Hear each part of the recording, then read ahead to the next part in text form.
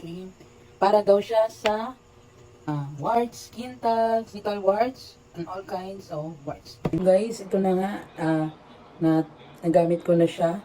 Tapos, effective naman siya guys. Araw, bago siya na natanggal. Ito, sa akin, yung dito, yan o, malinis siya guys. So, wala na yung dito.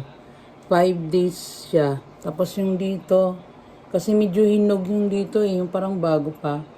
Inabot siya ng 14 days. Yan, malinis na. Oh, wala na. Wala na yung dito guys. So. Tapos, meron pa akong nilagyan na hindi ko nabigyan sa inyo guys kasi medyo malaki siya. Ito pula pa siya Pula siya kasi katatanggal niya lang ngayon. Inabot naman siya ng 12 days. Yun, try nyo rin itong gamitin guys. Kung kaya nyo lang yung sakit niya. So, yan lang guys. Thank you for watching. Bye!